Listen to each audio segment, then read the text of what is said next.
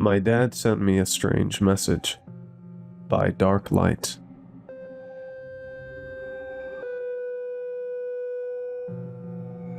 I shifted uncomfortably in my seat, restless, like I was sitting on pins and needles. My hand reached for the phone beside me, pressing the power button again. No new messages from my dad. The screen showed only the same 3 words he'd sent me 2 hours ago. Come here. Now. After that, the screen was filled with my frantic paragraphs and missed calls. None of them answered. I thought about texting again, maybe calling one more time. Instead, I dialed his landline. It rang and rang until the robotic voice of the answering machine cut me off. With a groan, I tossed the phone into the passenger seat and forced myself to breathe deeply. The air inside the car felt suffocating, like it was crushing my lungs. I rolled the window down all the way. The freezing wind slammed against my face at 120 kilometers per hour, filling the car. I didn't slow down. My foot stayed heavy on the gas as I tore down the empty I-70 highway toward the small town where my parents lived. The only light on the road came from my own headlights. The clock on the dash read 1:35 a.m. I'd left just 5 minutes after Dad's text, and still had at least half an hour before I reached town. My mind was a demolition site of terrible scenarios. What if something happened to Mom? What if they'd been in a bad car accident? What if they were lost somewhere with no cell service? The more I thought, the harder I pressed on the gas. The engine screamed in protest. The cold air blasting through the open window was unbearable now, so I rolled it back up. I flicked on the radio, hoping music might calm me down. They say music helps, and for a few minutes it did. I found myself drumming my fingers along to the bass, the panic in my chest fading. Then my phone buzzed. The vibration against the passenger seat cut through the music like a knife. I shut the radio off instantly and snatched my phone. The notification read, "One new message. From Mom." The preview showed only the first 6 words. "Aiden, if you ever get a massage..." I had to tap it to see the rest. My fingers jabbed the screen twice, then I entered my password. But the signal out here was terrible. The message wouldn't load. Frustrated, I glanced up at the road for just a second. And what I saw made me fling my phone across the car and grip the steering wheel with both hands. I slammed on the brakes so hard the car screamed, tires shrieking as I skidded sideways across the empty lane until I came to a stop. My first thought? I imagined it. It had to be. I blinked, rubbed my face, then twisted around, eyes straining into the red glow of my taillights. Nothing. Still, I eased the car onto the shoulder and slowly reversed. A few meters back, I saw him, standing perfectly still in the middle of the road, head turned toward me, eyes glowing white in my headlights. Matteo? I slammed the car into park and stepped out. The cold cut through me instantly. What the hell are you doing out here, man? He didn't answer. I walked closer. Matteo had been my best friend since childhood. He worked at a garage back in town, while I left for college. We didn't see each other much anymore, but we were still close. When I got within a few meters, he finally moved, slowly turning his whole body toward me. "My car broke down," he said flatly. He gestured behind him. A red Ford sat idling on the shoulder. I glanced at it. Matteo used to talk non-stop about how one day he'd buy a motorcycle and ride across the world, with me on the back. A Ford wasn't what I'd expected. But people change, right? I scratched the back of my neck. What exactly is wrong with it? I don't know. It just stopped. His eyes never left me. Not once since I'd stepped out of my car. And his voice, it wasn't right. Matteo always had a deep voice, but now it was deeper, like his throat wasn't his own. I let out a shaky laugh and clapped him on the shoulder. "Look, man, it's freezing out here. Let's leave the car for now. I'm heading into town anyway. You can ride with me, and tomorrow we'll come back and check it out. Sound good?" He only nodded. His expression never changed. "Grab whatever you need from your car. I'll wait in mine." Even as I turned my back, I could feel his eyes burning into me. I didn't push it, just walked back to my car. I was a step from the driver's door when something exploded against the back of my skull. White, hot pain. Someone had hit me hard. I collapsed, the asphalt rushing up. I wasn't fully unconscious. I saw the blood dripping onto the pavement beneath me, felt the warmth spreading down my neck. I tried to look back, to see who it was. Then another blow landed, and everything went black. I don't know how long I was out. When I woke, panic slammed into me like a truck, because I couldn't move. My arms were tied to the chair with thick ropes. So were my legs. My heart thundered against my ribs, shaking my whole body. Before I could even scream, I heard it. Footsteps.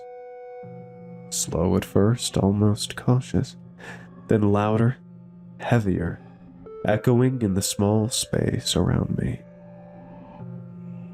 Someone was pacing the room, back and forth, just out of sight. "Who's there?" I shouted. No answer, just footsteps. "What do you want from me?" Silence. Then, movement in the corner of my eye. A shadow shifted. Shoulders, a familiar build. Matteo? He didn't look at me, just kept moving methodically, like I wasn't even in the room. Then he turned, and I froze, because in his hand was a syringe, the needle glimmering under the dim light. He walked toward me in measured steps. I couldn't even react before he grabbed a fistful of my hair, yanking my head to the side, and drove the needle into my neck. I screamed. My whole body jerked against the ropes. Then nothing. When I woke again, the air was colder.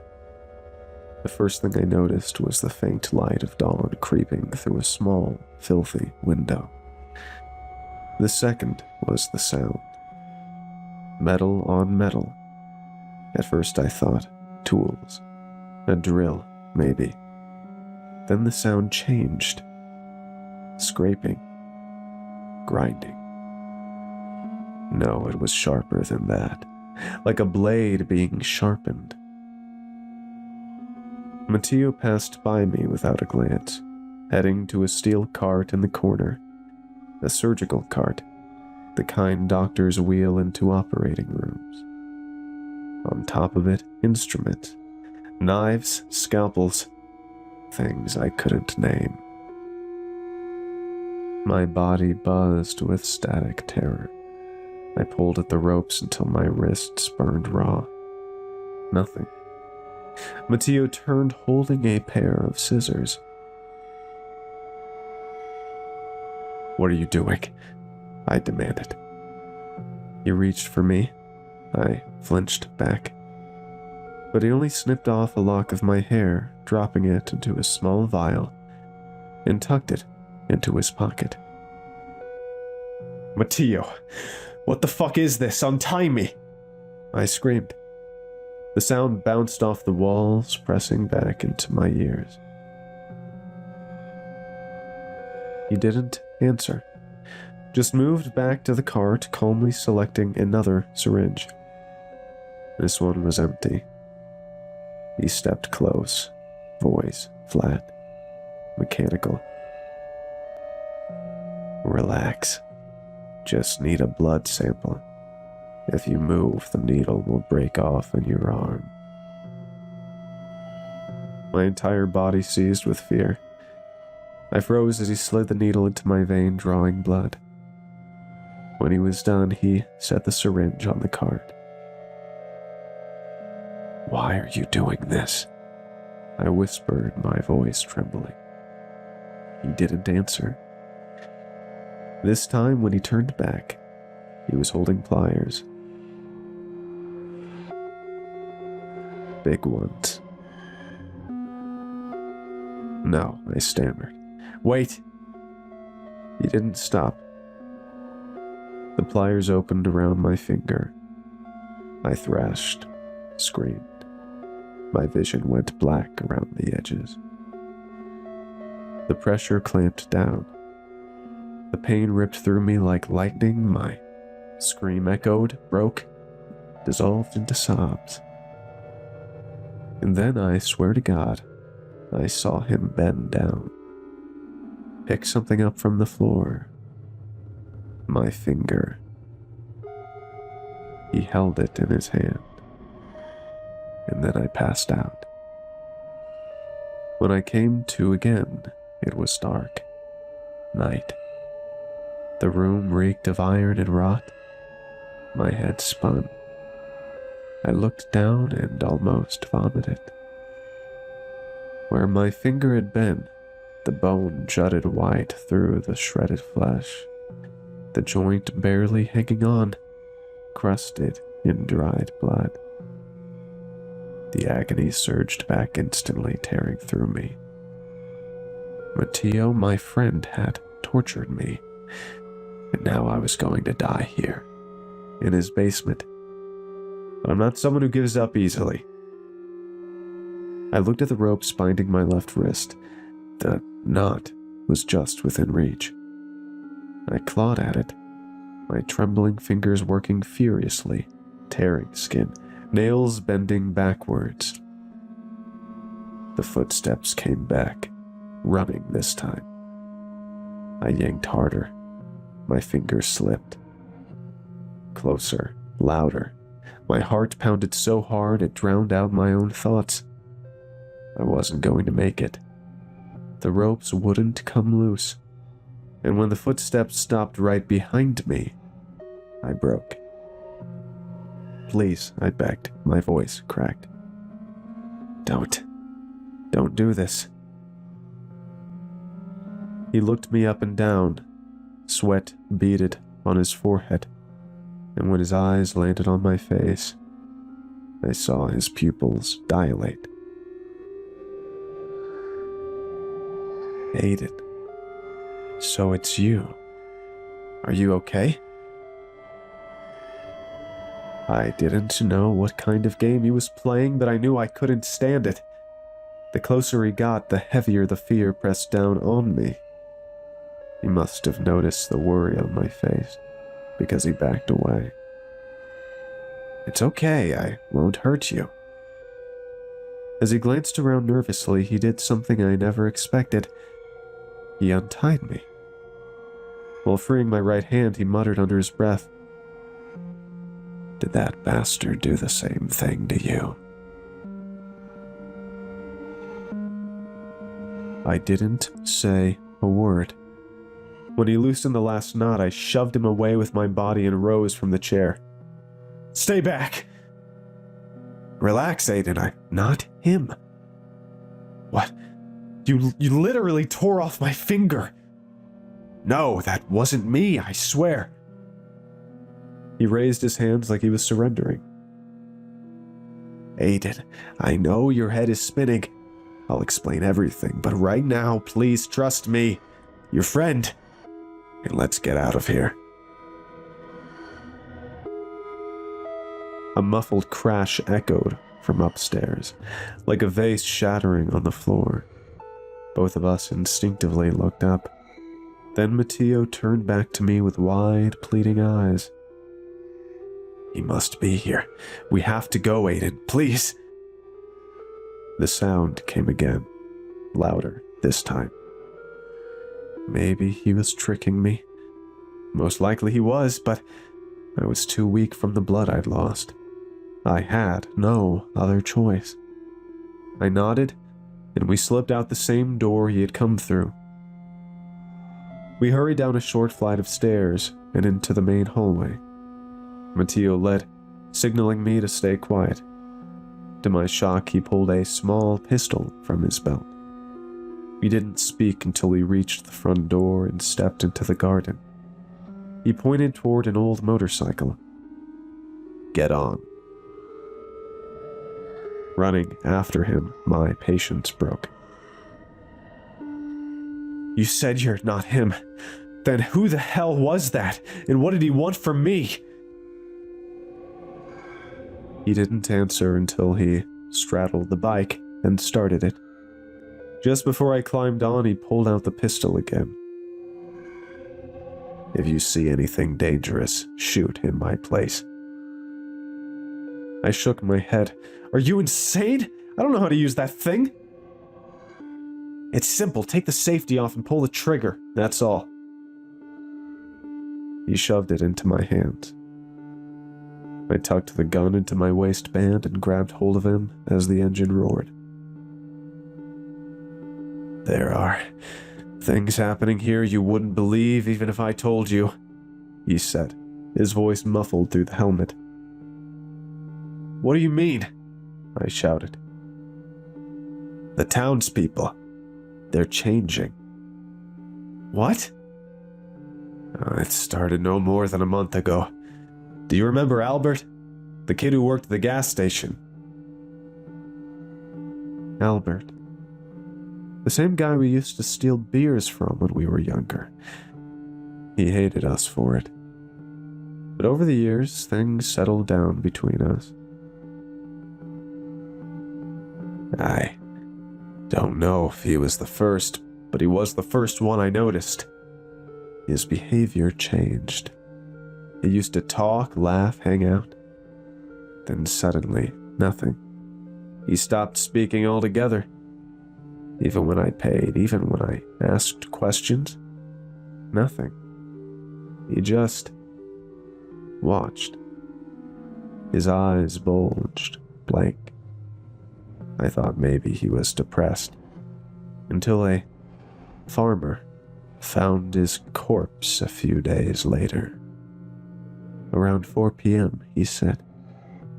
And I swear to you, Aiden, I saw Albert at the gas station at that exact time, staring at me with those dead eyes.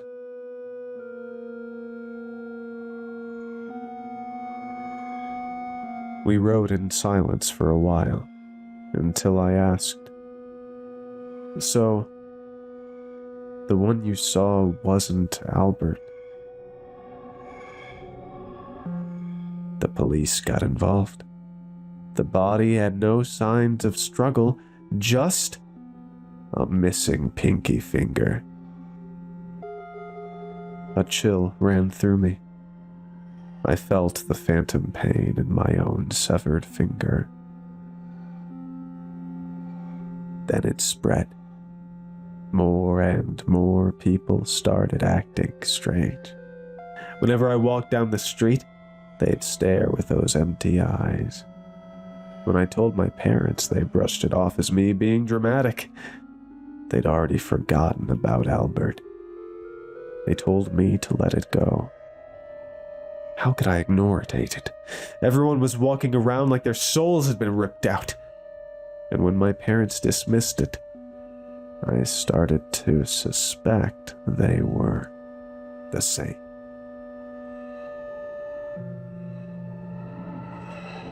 He paused. His right pinky was wrapped in a bandage. I hadn't noticed until now. I was right.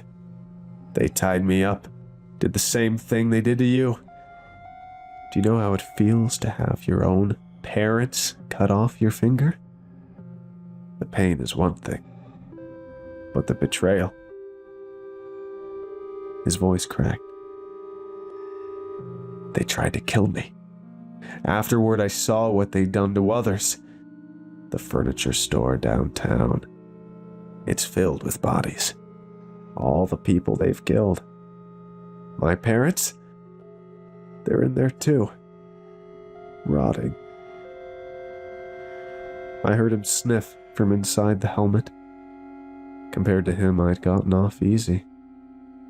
But then a terrifying thought hit me.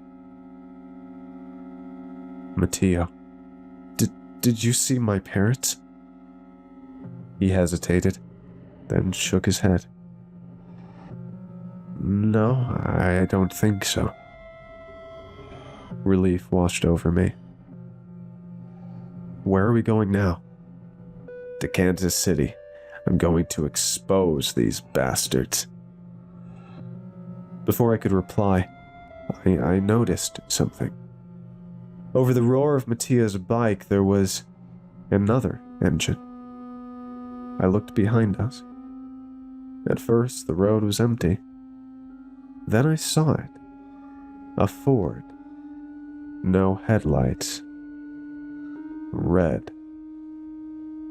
I knew exactly whose it was. Matteo! I screamed. The car swerved, nearly clipping us. Matteo veered sharply. The Ford pulled ahead and cut across our path. He gunned the throttle, but the car tailed us close. My palms were sweating and I started to slip from the seat. What do we do? I shouted. Before Matteo could answer, a gunshot cracked the air. The bullet missed me by inches. Matteo swerved again, but a tire blew out. The bike tipped, sending us tumbling. I hit the ground hard, my head slamming against the concrete ditch. My vision went black for seconds. When I came to, I saw Matteo lying motionless on the road. His helmet shifted slightly. He was alive. A shadow approached him. My stomach dropped. It was Matteo. The other Matteo. The fake raised his gun and fired. My friend screamed as blood sprayed from his hand. The imposter walked calmly toward him, ripped off his helmet, and revealed Matteo's real, terrified face. Then he shot him in the head. I ducked into the ditch, shaking. The fake Matteo was searching for me. He would find me soon. I looked at the fallen motorcycle beside me. At my waist, cold metal pressed against my skin. The pistol Matteo had given me. His words echoed in my head. Take the safety off and shoot. I waited until his footsteps grew close. Then, in one motion, I stood and fired twice. One bullet hit his chest, the other his face. He dropped instantly. I didn't wait. I bolted for the Ford. The keys weren't in the ignition. I scrambled, searching, until I found them between the seats. As I turned them, the headlights flicked on, and there he was, Matteo again, standing in front of the car, staring at me. This time, his face and chest were caved in where the bullets had hit, but no blood poured out. It was like I'd shot a plastic doll. He raised his gun. Glass shattered as bullets tore through the windshield. I shielded my head, shards slicing my skin. He yanked the door open and dragged me out. His fist pounded my face like steel hammers until I thought my skull would crack. Then he pointed the gun at me. This was it. But the gun clicked empty. Before he realized, I kicked him hard, sending him crashing onto the hood. I dove into the car, slammed it in reverse, and ran him over. Then I shifted forward and hit him again. Again. His body crumpled like gelatin, oozing across the road. But it wasn't human. Not anymore. I sped away, straight to the nearest hospital. I didn't stop. I didn't even think about Matteo. I was too terrified, because deep down, I didn't believe he was dead. At the hospital, I stumbled inside, barely conscious, covered in blood and glass. I told the nurse to send help to I-70, where my friend was lying. Then I collapsed onto a stretcher. Miraculously, the doctors said I had only a fractured arm and cuts and bruises. They released me after 2 days. The police questioned me about everything. I told them all of it. Matteo, the doppelganger, my finger. They told me Matteo's body had been found, but only one. No trace of the other. When I asked what would happen if it came back for me, they brushed it off. They said the dashcam footage from the Ford was evidence enough. They believed me, or at least pretended to. Outside the hospital, an officer handed me my phone, said it had been recovered from the car. As I scrolled, debating who to call, a gray minivan honked in front of me. I froze. It was my father's van. I climbed in without thinking. My parents sat inside, staring at me. "How are you, sweetheart?" my mother asked calmly. I smiled weakly. "I'm okay. I'm just glad to see you." My father turned to me. "We're taking you home, Aiden." Home? Back to the town? But it's not safe. Matteo told me. Home is safe. We're going home. I leaned back in the seat, exhausted. But then I remembered. The text. "Dad, you messaged me. Told me to come to town. Why?" "It doesn't matter anymore, son. It's been handled." As I scrolled, I noticed another unread message from Mom. The one I hadn't finished reading the other night when this all began. "Aiden, if you ever get a message from your father or me telling you to come to town, don't do it. We already left Kansas. Strange things have been happening there. Call me as soon as you get this. And whatever you do, don't go to the town. Don't answer if they call. I know you're confused, but just know this. They are not us.